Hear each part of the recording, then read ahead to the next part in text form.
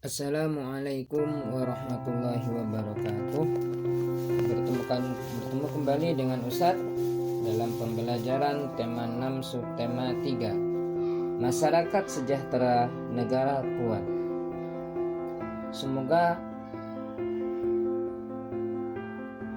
kalian semua, khususnya Ananda kelas 6 dan secara umum seluruh Ananda SDIT Permata, semoga Allah senantiasa menjaga dan melindungi kalian semua serta senantiasa berada dalam rahmat-Nya.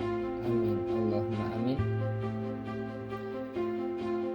Alhamdulillah, untuk kali ini, pembelajaran kali ini Ustadz akan menjelaskan tentang Masyarakat Sejahtera Negara Kuat dengan beberapa pembelajaran. Yang pertama ada PPKN, yang kedua ada pembelajaran Bahasa Indonesia, yang ketiga pembelajaran IPS, yang keempat pembelajaran IPA, dan yang terakhir pembelajaran seni, budaya, dan prakarya.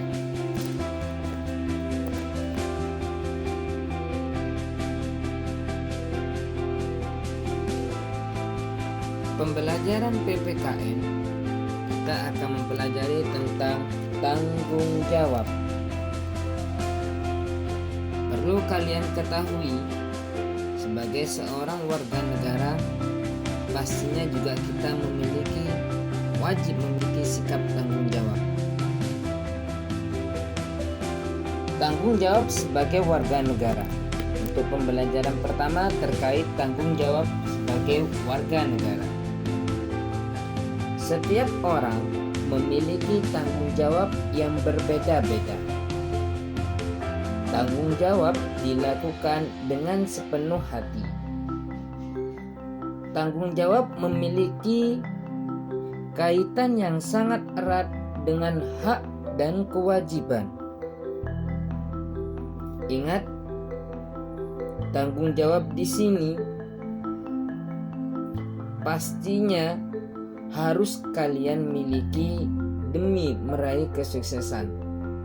Tanpa adanya tanggung jawab, maka niscaya angan-angan kesuksesan yang ingin kalian raih pastilah hampa dan hanya tinggal angan-angan saja.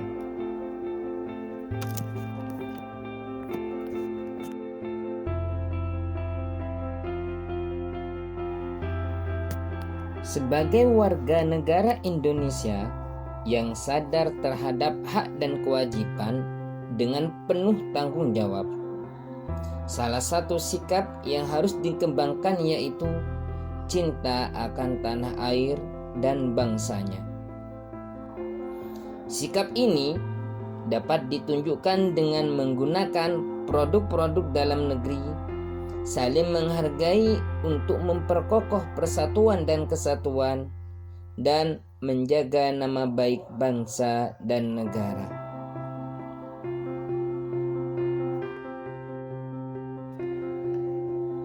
Contoh sikap tanggung jawab sebagai warga negara.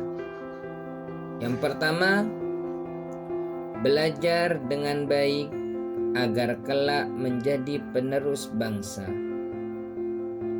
Yang kedua, selalu membela nama baik negara sendiri. Yang ketiga, mengabdi kepada negara dengan penuh rasa ikhlas. Yang keempat, menaati aturan yang berlaku. Yang kelima, menjaga persatuan dan kesatuan. Contoh sikap tanggung jawab ini minimal yang harus kalian ketahui. Ada berbagai macam atau banyak sikap tanggung jawab lainnya sebagai warga negara yang baik. Baik ketika kalian berada di rumah, berada di sekitar lingkungan, atau berada di ruang terbuka umum. Sikap tanggung jawab ini tentunya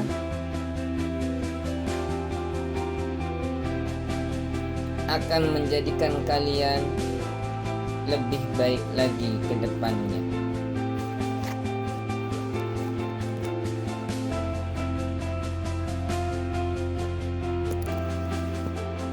Nah, salah satu sikap tanggung jawab kita sebagai warga negara antara lain yaitu cinta akan produk dalam negeri, seperti berbelanja pakaian buatan dalam negeri merupakan salah satu bentuk tanggung jawab kita sebagai warga negara.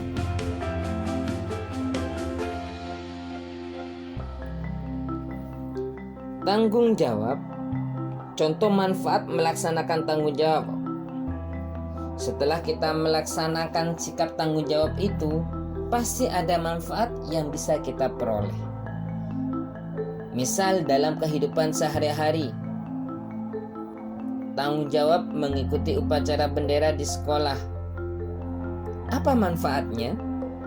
Meningkatkan rasa cinta kita kepada tanah air kita. Tanggung jawab mengamalkan Pancasila dalam kehidupan sehari-hari. Apa manfaatnya? Mampu menciptakan kehidupan masyarakat yang sesuai tujuan negara. Tanggung jawab kita berteman dengan semua orang. Apa manfaatnya? Menjalin rasa kesatuan dan persatuan. Belajar rajin dan mengembangkan diri. Apa manfaatnya? Mempercepat terciptanya kesejahteraan masyarakat. Tanggung jawab membuang sampah di tempatnya. Apa manfaatnya bagi kita? Kebersihan lingkungan akan tetap terjaga, sehingga kesehatan masyarakat akan lebih terjamin. Itu beberapa contoh manfaat melaksanakan tanggung jawab dalam kehidupan sehari-hari.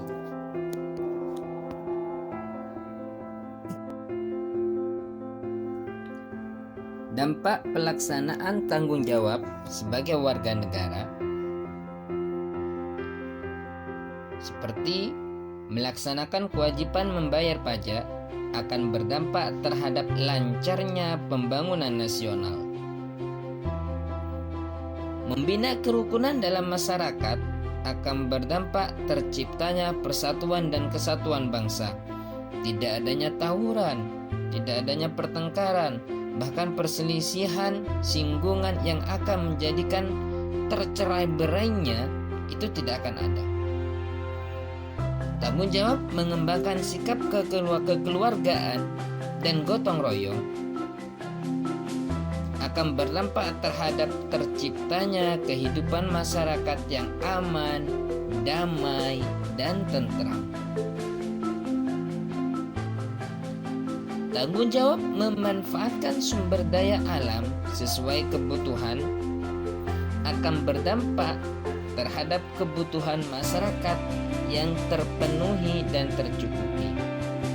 Kalau pemanfaatannya baik, tidak berlebihan, niscaya semuanya, khususnya masyarakat, akan tercukupi kebutuhannya.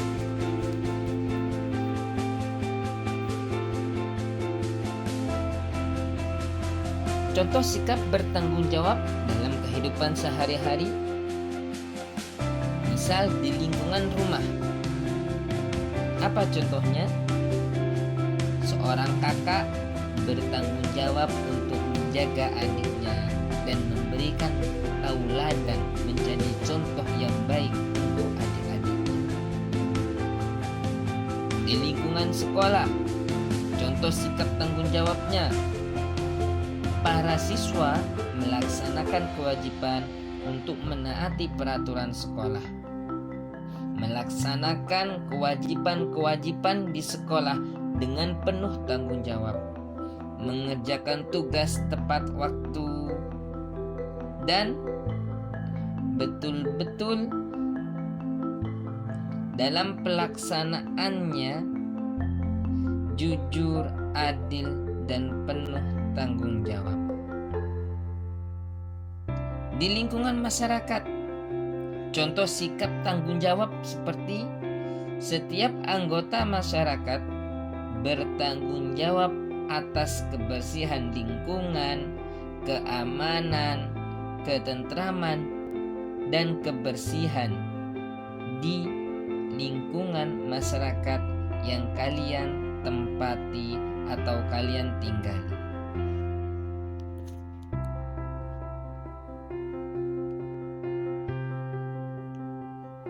Untuk pembelajaran selanjutnya, materi gagasan utama pelajaran bahasa Indonesia.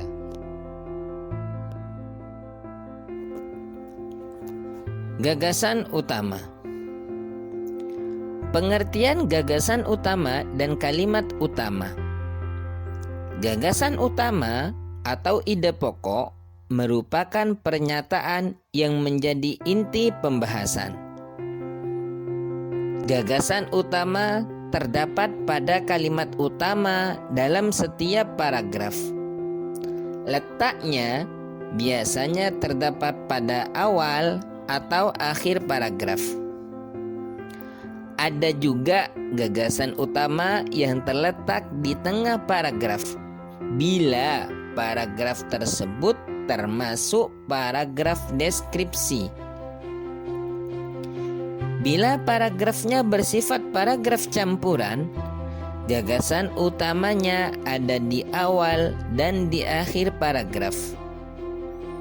Ciri khusus kalimat utama adalah memiliki makna paling umum di antara kalimat-kalimat lain yang terdapat pada paragraf yang sama.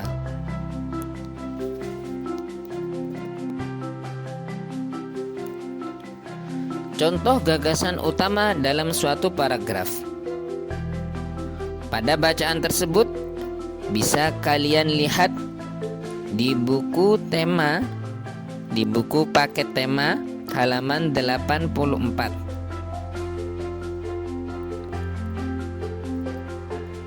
Wujud tanggung jawab sebagai warga negara. Tanggung jawab merupakan kesadaran manusia akan tingkah laku atau perbuatan baik yang disengaja maupun yang tidak disengaja. Tanggung jawab juga dapat berarti berbuat sebagai perwujudan kesadaran dan kewajiban. Tanggung jawab sudah menjadi bagian kehidupan manusia, di mana masing-masing akan memikulnya sendiri-sendiri. Sehingga tanggung jawab bersifat kodrati. Apabila seseorang tidak mau bertanggung jawab, maka tentu ada pihak lain yang memaksa untuk bertanggung jawab.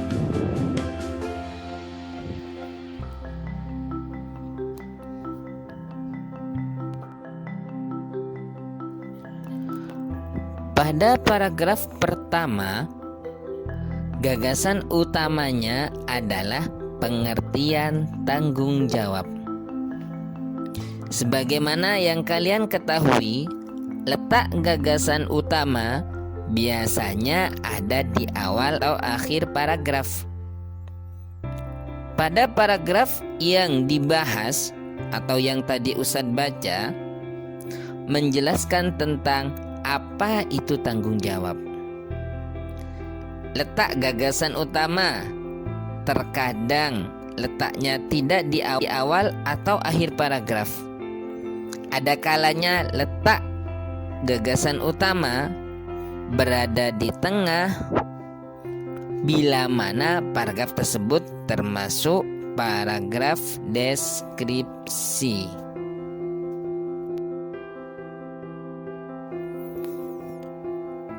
Pembelajaran selanjutnya, pelajaran IPS dengan materi upaya mengembangkan kehidupan kebangsaan yang sejahtera.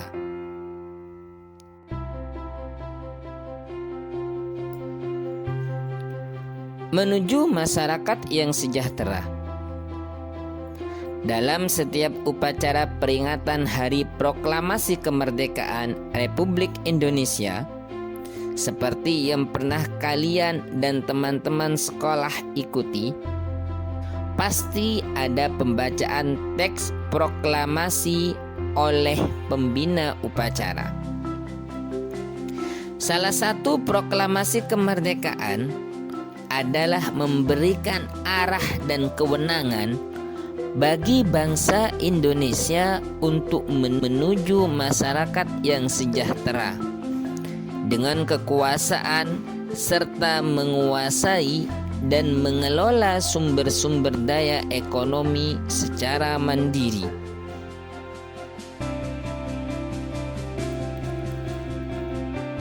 Upaya yang dapat ditempuh untuk mewujudkan masyarakat sejahtera yang dilakukan negara bersama warga negaranya seperti contoh berikut ini. Yang pertama, memiliki sikap toleransi antar warga negara atas perbedaan suku, agama, ras, dan budaya. Yang kedua, saling menghormati dan menghargai keragaman budaya di Indonesia. Yang ketiga, melakukan pemerataan pembangunan di seluruh wilayah di Indonesia.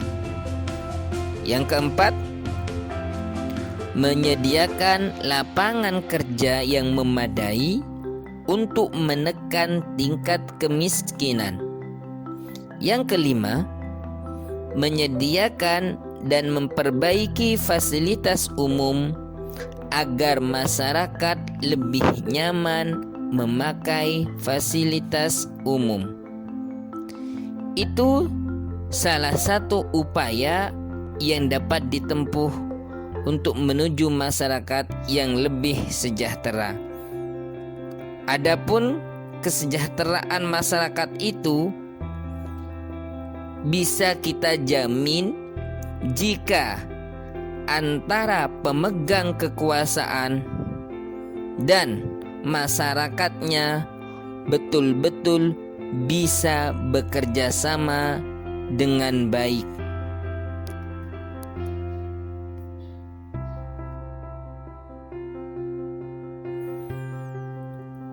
Untuk pembelajaran selanjutnya, yaitu pembelajaran IPA dengan materi ciri-ciri masa pubertas laki-laki dan perempuan.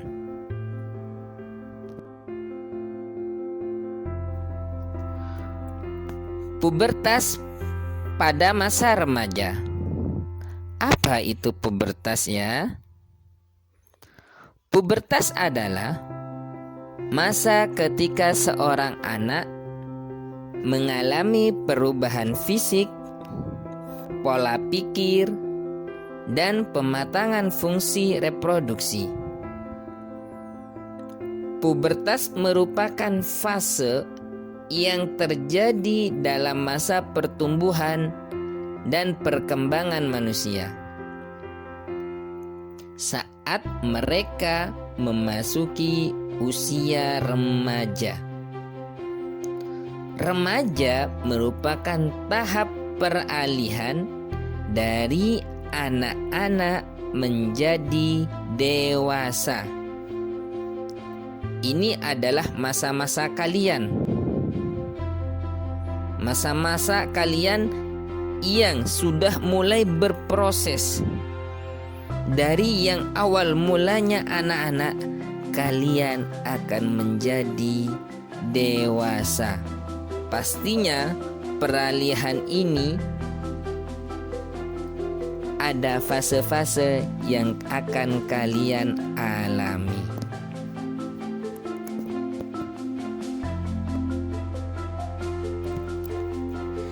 Ciri pubertas pada remaja perempuan. Pada perempuan, masa pubertas dimulai pada kisaran 10-11 sampai kisaran usia 17-19 tahun. Ciri-ciri pubertas pada masa remaja perempuan antara lain: suara berubah menjadi lebih nyaring, bentuk tubuh berubah, misalnya pinggul mulai membesar, dada membesar, dan lain-lain. Selanjutnya, mulai mengalami menstruasi, keringat semakin banyak, kulit berminyak dan berjerawat, serta perubahan emosi. Itu semua ciri-ciri pubertas pada remaja perempuan.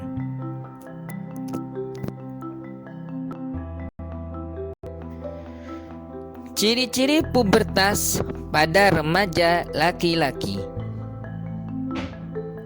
Pada laki-laki, masa pubertas dimulai pada kisaran usia 13-14 tahun sampai kisaran usia 17-19 tahun. Ciri-ciri pubertas pada remaja laki-laki antara lain: mimpi basah, suara berubah menjadi lebih berat, massa otot bertambah, keringat semakin banyak, kulit berminyak dan berjerawat, tumbuh kumis dan jakun. Itu beberapa ciri pubertas pada remaja laki-laki.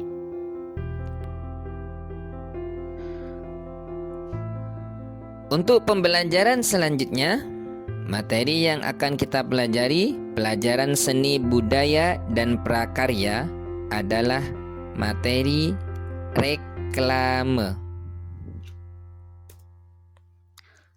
Apa itu reklame? Reklame berasal dari bahasa Spanyol.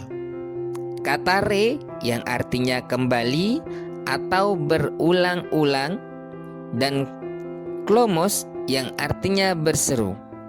Jadi, reklame adalah seruan yang berulang-ulang atau kembali diserukan.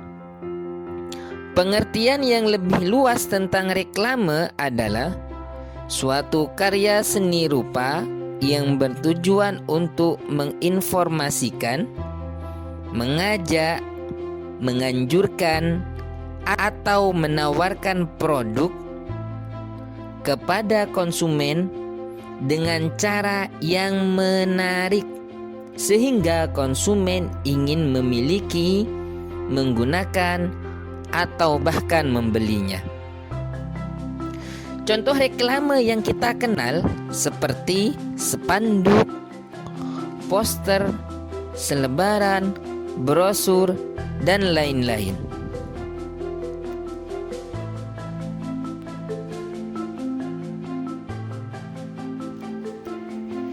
Ciri-ciri reklame.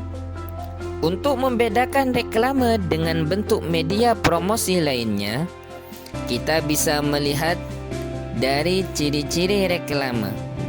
Berikut adalah ciri-ciri reklame: singkat, jelas, dan mudah dimengerti, menarik dan mencolok, jujur, dilakukan berulang-ulang.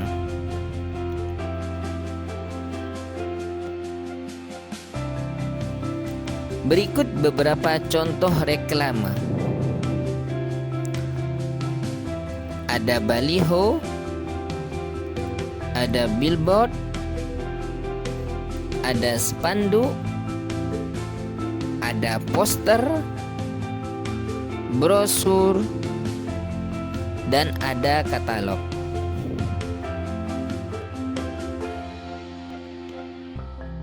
Alhamdulillah, materi telah selesai disampaikan.